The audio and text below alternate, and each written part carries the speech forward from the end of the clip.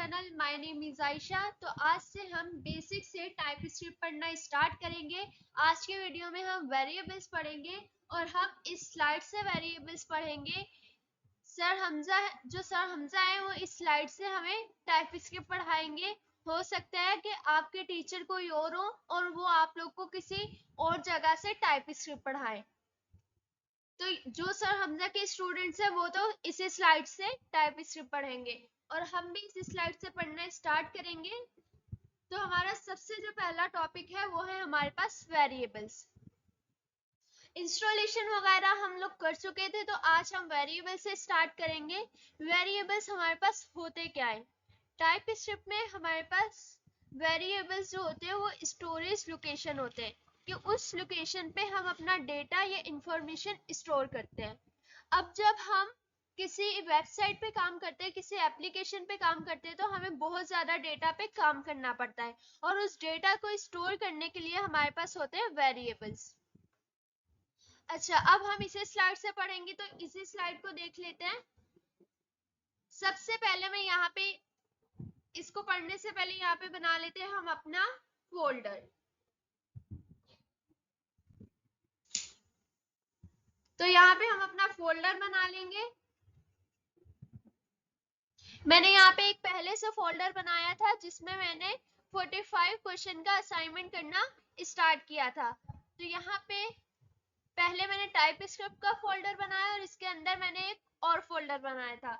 यहाँ पे आप लोग टाइपस्क्रिप्ट के फोल्डर के अंदर इस फोल्डर के बाद एक और फोल्डर बनाएंगे और उस पे हम लिख देते हैं क्लास 1, इंटर कर देंगे और इसे कर लेंगे ओपन।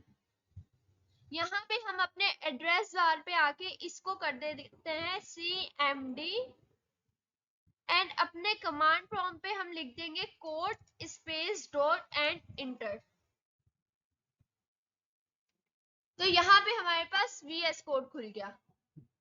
अब हमारा VS कोड खुल गया तो हमें यहाँ पे बनानी है अपनी एक फाइल। यहाँ पे हम अपनी जो फाइल है वो बना लेते हैं। मैं इस फाइल का नेम रख देती हूँ वेरिएबल, क्योंकि हम वेरिएबल्स पढ़ रहे हैं। Variables dot TS and inter.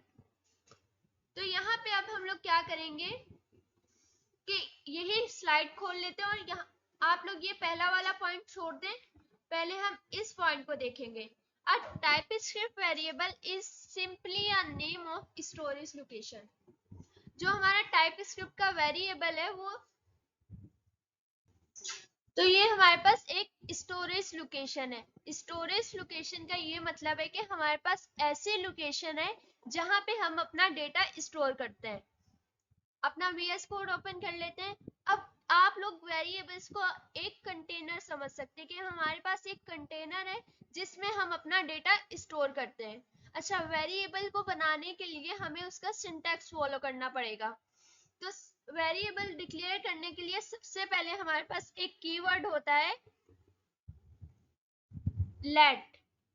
अच्छा, ये हमारे पास सबसे पहले हमारा ये होगा कि ये हमारी वेरिएबल टाइप है। हमारे पास 3 वेरिएबल्स टाइप्स होती हैं, लेट, var एंड const। फिलहाल हम लेट यूज करेंगे, आगे हम देखेंगे कि इन तीनों में डिफरेंस क्या है। दूसरा हमारे पास एक वेरिएबल नेम होता है कि हमारा एक कंटेनर है, उसका हमें एक नेम रखना है। तो यहाँ पे मैं नेम रख देती हूँ फर्स्ट नेम। अच्छा, यहाँ पे मैंने अल्फाबेट से अपना एक वर्ड लिखा है, वेरिएबल नेम लिखा है। अब वेरिएबल नेम लिखने के भी हमारे पास कुछ रूल्स होते हैं कि हम अपने अल्फाबेट्स और न्यूमेरिक्स वैल्यू को मिला के वेरिएबल लिख सकते हैं, और भी बहुत से रूल्स होते हैं, वो भी हम आगे देखेंगे। फिलहाल मैंने अपने वेरिएबल का नेम लिख लिया है first name is equals to. अब मुझे करवाना है अपना डेटा स्टोर। अगर मुझे कुछ अल्फाबेट्स स्टोर करवाने, विच मीन्स के मुझे कोई नेम स्टोर करवाना है या मुझे कोई मैसेज स्टोर करवाना है, तो वो मैं करवाऊंगी स्ट्रिंग्स में। ये हमारे पास रूल है कि अगर आपको कुछ मैसेज या नेम स्टोर करवाना है तो वो आपको स्ट्रिंग में स्टोर करवाना है। यहाँ पे मैं स्टोर करवा देती हूँ सकलैन अपना, ये मुझे डेटा स्टोर करवाना था। ओके, अब सबसे पहले मैं आप लोग को दोबारा से बता देती हूँ। सबसे पहले हमने यहाँ पे वेरिएबल टाइप लिखी, फिर हमने वेरिएबल नेम लिखा, एंड वेरिएबल नेम के बाद हमने अपना डेटा स्टोर करवा दिया। अच्छा, अगर अब मुझे ये डेटा चाहिए, मुझे ये नेम चाहिए, तो मैं क्या करूंगी, कंसोल डॉट लॉग, मैं यहाँ पे आके अपना ये नेम नहीं लिखूंगी, मैं यहाँ पे आके लोकेशन बताऊंगी कि कौन सी लोकेशन पे मेरा डेटा स्टोर है। मैं यहाँ पे लिख देती हूँ फर्स्ट नेम, हमारी स्टेटमेंट एंड हो रही है तो यहाँ पे लगा देते हैं टर्मिनेटर, कंट्रोल जे। अब देखते हैं कि हमारे पास आउटपुट क्या आता है। यहाँ पे जैसे मैंने लिखा अपना लोकेशन बताई, तो यहाँ पे मेरे पास इस लोकेशन पे जो भी डेटा होगा वो आ जाएगा मेरे पास। तो मैं यहाँ पे कर देती हूँ TSC। अच्छा, ये हमारा पावर शेल है, ये भी हमारा टर्मिनल है, लेकिन यहाँ पे TSC की कमांड नहीं चलती, तो मैं यहाँ पे लिख देती हूँ CMD इंटर, तो ये मेरा कमांड प्रॉम्प्ट खुल जाएगा। यहाँ पे हम लिखेंगे TSC, अपना फाइल का नेम लिखेंगे variables dot TS and not variables dot JS and enter. तो हमारे पास आउटपुट आ गया सक्लेन, जबरदस्त। तो यहाँ पे जो हमारी बात हो रही थी कि हमारी ये स्टोरेज लोकेशन है, ये हमारी जो वेरिएबल है ये एक स्टोरेज लोकेशन है, यहाँ पे हम अपना डेटा स्टोर करते हैं। ओके, हमारा एक पॉइंट क्लियर हो गया। अब हम अपने दूसरे पॉइंट की तरफ चलते हैं। A variable must have a unique name। अच्छा, इसको समझाने के लिए, इस लाइन को समझाने के लिए मैं आपको एक एग्जांपल देती हूँ। आप सपोज करें कि आपके पास एक जार है, एक बॉक्स है, और उसके ऊपर आपने नेम लिखा है ड्राई फ्रूट्स, और उसके अंदर आपने बादाम रख दिए, बादाम स्टोर करवा दिए। अगर मैं यही बात अपने इस प्रोग्राम पे लेके आती हूँ, तो सबसे पहले मैं यहाँ पे लिखूंगी लेट वेरिएबल टाइप। अब मैंने कहा था कि आप सोचे जो आपका वेरिएबल है वो एक आपका कंटेनर है, आपका एक बॉक्स है। अब जो हमारा बॉक्स है उसका नेम हम रखेंगे, उसका नेम हम रख देते हैं dry fruits is equals to, अब मुझे डेटा स्टोर करवाना है। मेरा डेटा किस किस्म का है, वो कोई अल्फाबेट्स है या मेरी न्यूमेरिक वैल्यू है। तो यहाँ पे मेरे अल्फाबेट्स हैं, मेरा कोई नेम है, तो यहाँ पे मैं स्ट्रिंग में स्टोर करवा दूंगी। ओके, और यहाँ पे हम लिख देते हैं बादाम एंड। अब ये वही बात होगी कि हमारे पास एक बॉक्स है जिसके ऊपर हमने एक नेम लिखा है ड्राई फ्रूट्स, और उसके अंदर हमने स्टोर करवा दिए बादाम। अगर मुझे ये बादाम चाहिए, मुझे ये डेटा चाहिए, तो मैं क्या करूंगी, मैं कंसोल डॉट लॉग में आके अपने वेरिएबल नेम लिखूंगी, अपना वेरिएबल नेम लिखूंगी, तो मुझे यहाँ पे मेरा जो इस वेरिएबल में डेटा स्टोर होगा वो मिल जाएगा। हम अपनी कमांड चला लेते हैं इंटर। अच्छा, मैं आप लोग को एक और बात बताती हूँ कि आपने यहाँ पे फाइल में आके अपने इसको कर देना है ऑटो सेव। अगर आप इसे ऑटो सेव नहीं करेंगे तो आपका प्रोग्राम रन नहीं होगा। तो यहाँ पे हमारे पास क्या आउटपुट आया, बादाम आउटपुट आ गया है। अब हमारा ये वाला पॉइंट कि a variable must have a unique name, कि हमारे वेरिएबल का एक यूनिक नेम होना चाहिए।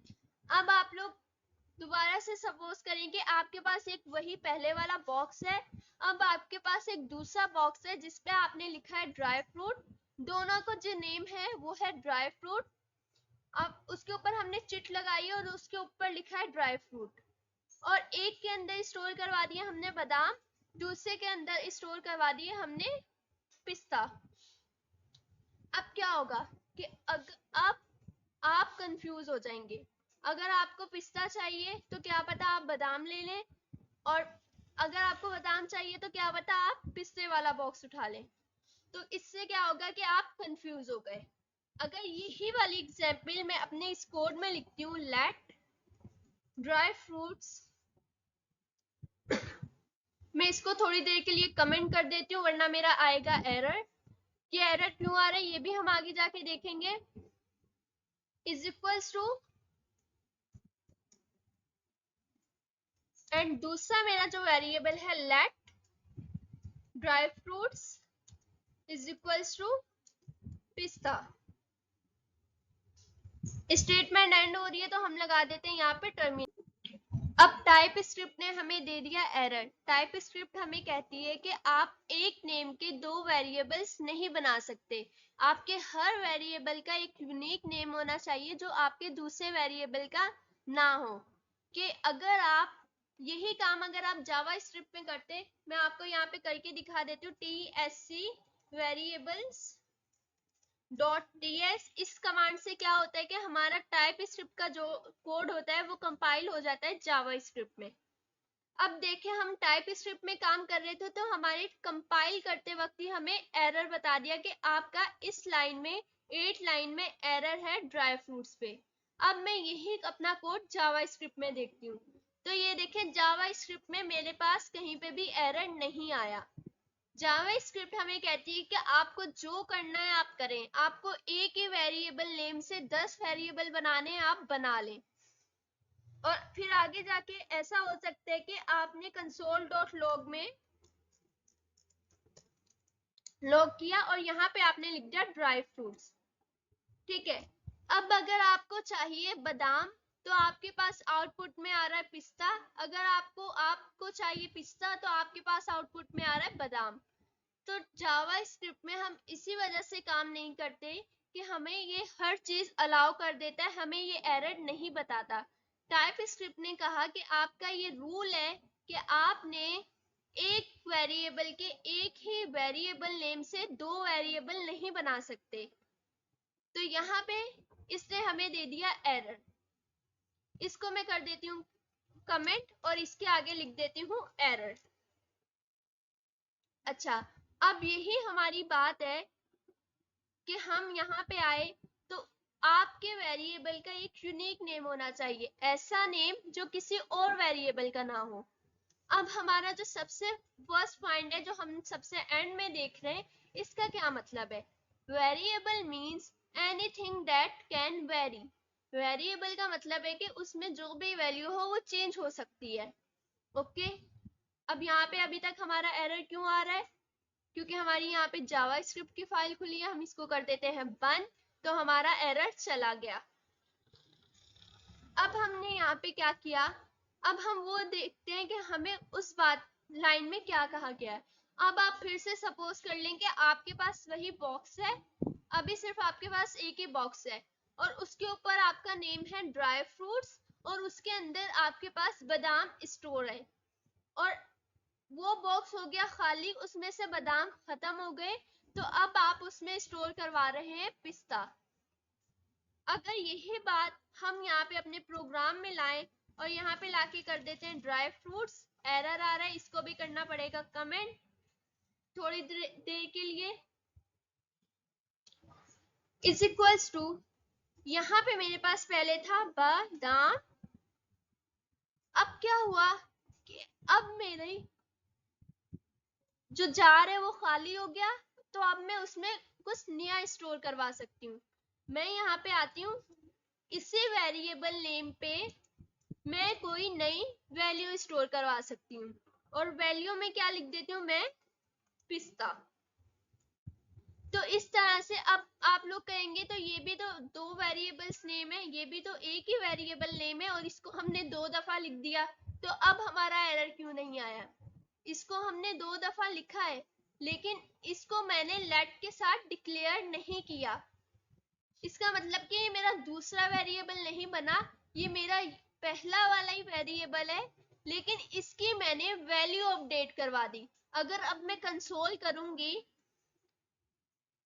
console.log, अगर मैं यहाँ पे ड्राई फ्रूट्स करती हूँ तो मेरे पास आउटपुट क्या आएगा। यहाँ पे मैं कर लेती हूँ CLS, क्लियर हो जाएगा। और यहाँ पे मैं कर लेती हूँ, अपनी कमांड चला लेती हूँ एंड इंटर। तो मेरे पास आउटपुट आएगा, मेरे पास आउटपुट आ गया है कि यहाँ पिस्ता। अब ये पिस्ता क्यों आया?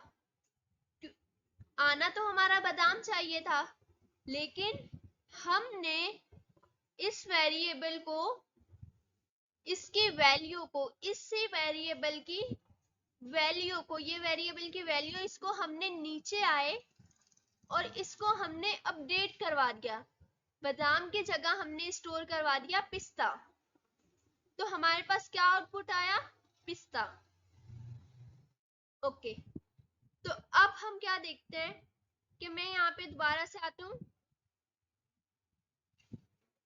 और यहाँ पे variables are value in your code that can represent different values each time the code runs. Okay, इसका मतलब है कि आपके जो वेरिएबल की वैल्यू है वो आप कोड रन करेंगे तो वो चेंज हो सकती है। आप अपने वेरिएबल की वैल्यू को चेंज कर सकते हैं। अब यहाँ पे जिस तरह से मैं अपने वेरिएबल की वैल्यू को मैंने चेंज किया तो मेरे पास कोई भी एरर नहीं आया। इसी तरह मैं एक वेरिएबल डिक्लेयर कर लेती हूँ। वेरिएबल नेम होगा मेरे पास num1 इज इक्वल्स टू, पहले तो मैं अल्फाबेट से स्टोर करवा रही थी, कोई नेम स्टोर करवा रही थी। अगर मुझे कोई न्यूमेरिक वैल्यू स्टोर करवानी है तो उसके लिए मैं क्या करूंगी, उसको भी मैं स्ट्रिंग में लिखूंगी। न्यूमेरिक वैल्यू स्टोर करवाने के लिए हम स्ट्रिंग में नहीं लिखते, उसको हम बगैर स्ट्रिंग्स के लिखते हैं, तो ये मेरा नंबर स्टोर हो जाएंगे। अब अगर मैं console.log करवाऊंगी,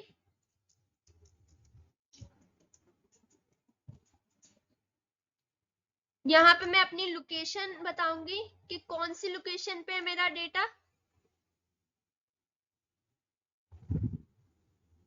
यहाँ पे हम अपनी कमांड चला लेते हैं, हमारे पास आउटपुट क्या आएगा। तो मेरे पास आउटपुट आ गया 1, 2 एंड 3, मेरे नंबर आ गया आउटपुट। अब मुझे इसको करवाना है, अब मुझे वो आप लोग को बताती हूँ कि हमें उस लाइन में क्या कहा गया है कि आप अपना कोड की जो वैल्यू है वो चेंज कर सकते हैं। num1 इज इक्वल्स टू,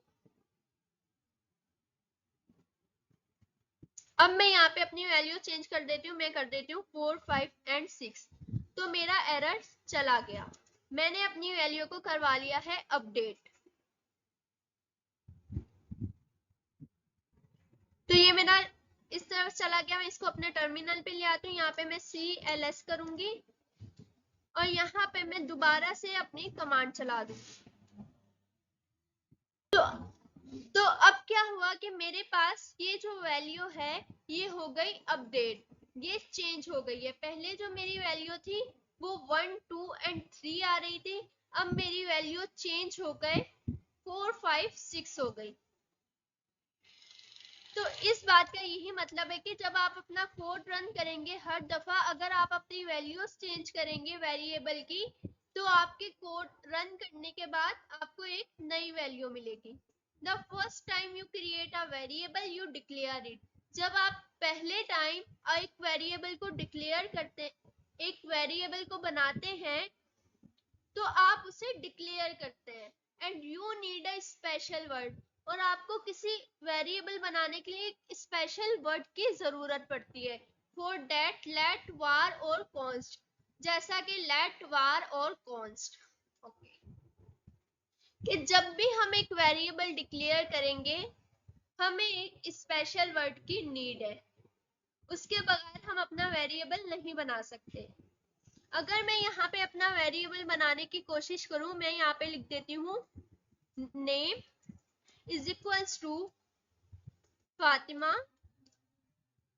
तो क्या हुआ, मेरे पास एरर आ गया। एरर क्या आया है, can not find name, did you mean name. Okay, तो ये एरर कुछ इस तरह का इसने हमें दिया है कि हमारे पास जो स्मॉल एन से आता है ये नेम, ये हमारे पास एक टाइप स्क्रिप्ट में कीवर्ड है, लेकिन हमारा एरर ये नहीं है। हमारा एरर ये है कि हमने यहाँ पे हमने यहाँ पे अपना वेरिएबल टाइप नहीं डिक्लेयर की, मुझे यहाँ पे अपनी वेरिएबल टाइप जरूर बतानी पड़ेगी। अब वो कोई सी भी हो सकती है, मैं यहाँ पे कॉन्स्ट भी लिख सकती हूँ लेट की जगह, कॉन्स्ट। ओके, अब मैं इसे कंसोल करवाऊंगी तो मेरे पास आउटपुट में क्या आएगा, मेरे पास आउटपुट में आ जाएगा फातिमा। ओके, अब हमारा, अच्छा इन्होंने हमें ये एग्जाम्पल भी दी है कि आपको, मैं इस एग्जाम्पल को कॉपी करके यहाँ पे ले आती हूँ एंड कंट्रोल भी, इसी को हम करवा देंगे console dot log and first name. तो हमारे पास आउटपुट में आएगा अली। कंट्रोल जे यहाँ पे मैं कर भी देती हूँ, तो हमारे पास आउटपुट में देखें क्या आया है। सॉरी, क्या प्रॉब्लम हुई है इसमें। अच्छा, अभी आप लोग को एक और एरर पता चल जाएगा कि यहाँ पे मेरा अली क्यों नहीं आया, क्योंकि जो ऊपर हमने वेरिएबल का नेम दिया है ना, उसमें हमारे पास स्मॉल एन है, और जो नीचे हमने वेरिएबल नेम दिया उसमें हमारे पास कैपिटल एन है। जो टाइप स्क्रिप्ट है हमारी वो केस सेंसिटिव लैंग्वेज है, विच मीन्स कि जो आपने वेरिएबल डिक्लेयर किया है वो स्मॉल में किया तो आपको स्मॉल ही लिखना पड़ेगा, कैपिटल में किया है तो आपको कैपिटल में लिखना पड़ेगा। जो चीजें हमें टाइप स्क्रिप्ट में स्मॉल में दी हैं वो हमें स्मॉल में लिखनी पड़ेंगी, अगर वो हम कैपिटल में लिखते हैं तो हमारा एरर आ जाएगा। तो यहाँ पे हमारे पास आउटपुट आ गया अली। पहले क्या एरर था वो आप लोग को समझ में आ गया होगा। अब हम नीचे देखते हैं, the commonly use naming convention use for variables are camel case. अच्छा, अब कह रहे हैं जो सबसे कॉमनली यूज की जाती है कन्वेंशन वेरिएबल्स के लिए वो है कैमल केस। अब हम इसी एग्जाम्पल को कर लेते हैं पेस्ट, और इसको कर लेती हूँ मैं, यहाँ पे मेरे पास एरर आ रहा है। क्यों आ रहा है एरर, क्योंकि हमने एक ही वेरिएबल नेम से हमने दो वेरिएबल डिक्लेयर कर लिए। अभी मैंने आप लोग को थोड़ी देर पहले बताया कि हम इस तरह से नहीं कर सकते, तो मैं इसका नेम चेंज कर देती हूँ। मैं यहाँ पे कर देती हूँ एफ नेम। ओके, अब कैमल केस क्या है। कैमल केस हमारे पास ये होता है कि जो आपका फर्स्ट वर्ड होगा आपके वेरिएबल नेम में, जो आपका फर्स्ट वर्ड होगा वो आपका स्मॉल होगा, लेकिन जो आपका सेकंड वर्ड का फर्स्ट वो होगा अल्फाबेट, वो आपका कैपिटल होगा। इसे हम कहते हैं कैमल केस।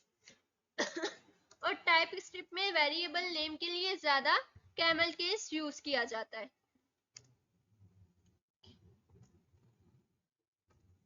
यहाँ पे हम करके देख लेते हैं, अपनी कमांड रन करेंगे, हमारे पास यहाँ पे आउटपुट आ गया है अली।